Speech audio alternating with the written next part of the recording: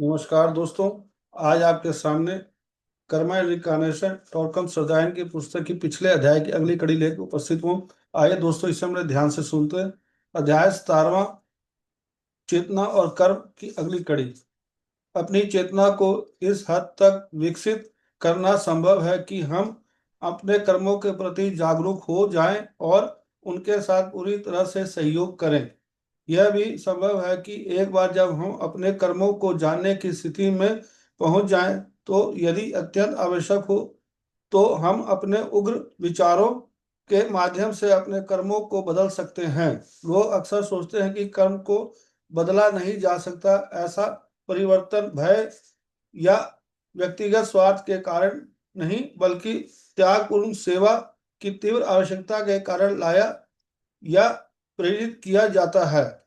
इसका अर्थ नियम तोड़ना नहीं, बल्कि नियम का पालन एक अलग तरीके से करता है।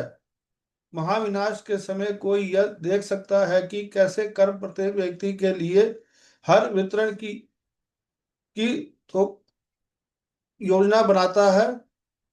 अक्सर जो लोगों से एक शब्द भी नहीं कह पाते, जो कर्मानुसार नष्ट होने वाले होते हैं, यह एक दीक्षित व्यक्ति की परीक्षा है। वे कानून में हस्तक्षेप नहीं कर सकते।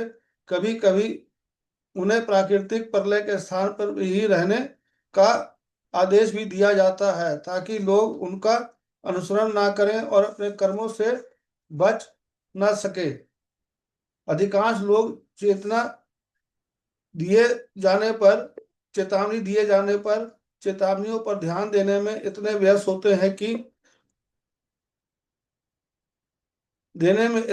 होते हैं कि उनकी चेतना उनके कर्मों से अवरुद्ध हो जाती है।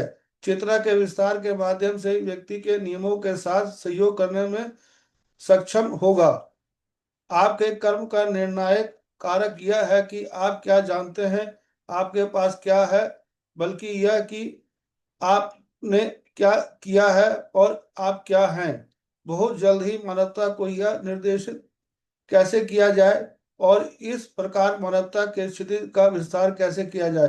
दोस्तों, 17वां अध्याय समाप्त। अब नए अध्याय की ओर हम बड़े ध्यान से सुनते हैं। अध्याय 18वां, कर्म और विकल्प। कर्म तो चुनाव की शर्त मात्र है।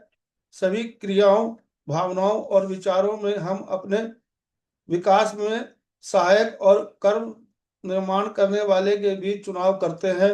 इन स्तरों पर गलत कर्म कर्म निर्माण करते हैं।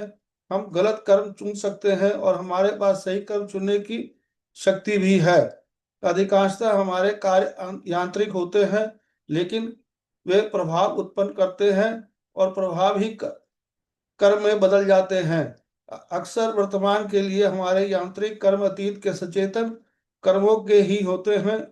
इन्हें इतनी बार दोहराया गया कि ये स्वचालित हो गए, फिर भी इनके प्रभाव के कारणों के कारण कर्म बनते हैं।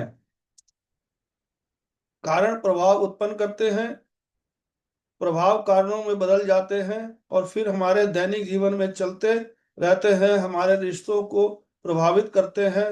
लोग उनके कार्यों के बारे में भी बात करते हैं जो जुनून या आसक्ति के कारण हम पर थोपे जाते हैं। क्या हम ऐसे कार्यों के लिए जिम्मेदार हैं? हम अप्रत्यक्ष रूप से जिम्मेदार हैं, क्योंकि हमने अपने जीवन में ऐसी परिस्थितियां पैदा की जो जुनून या आसक्ति को आकर्षित करती है। इसलिए गुरु कहते हैं, कुछ भी संयोग से नहीं होता है।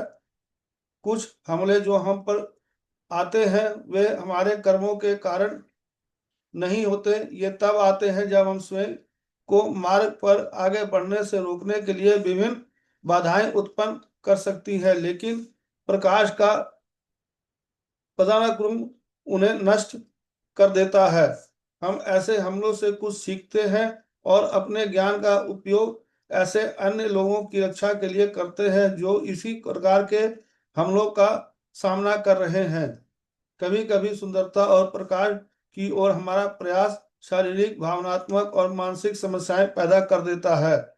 इस तरह की परेशानियां या समस्याएं अंधकारमय शक्तियों का आक्रमण नहीं, बल्कि हमारे पिछले कर्मों का परिणाम है।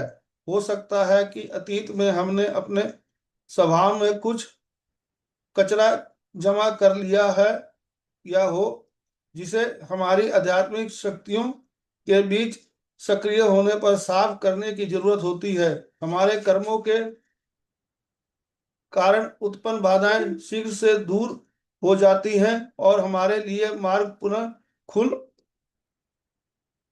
हमारे लिए मार्ग पुनः खुल जाता है। महान ऋषि कहते हैं, कर्म व्यक्ति को अमूल्य प्राप्त होगा, अवश्य प्राप्त होगा, लेकिन अज्ञात लोगों के लिए स्वैच्छिक बलिदान से उसकी गुणवत्ता में परिवर्तन हो सकता है। दोस्तों, इस अध्याय को यहीं तक, फिर कल इसकी अगली कड़ी लेकर आपके साथ उपस्थित होऊंगा। धन्यवाद। Thank you.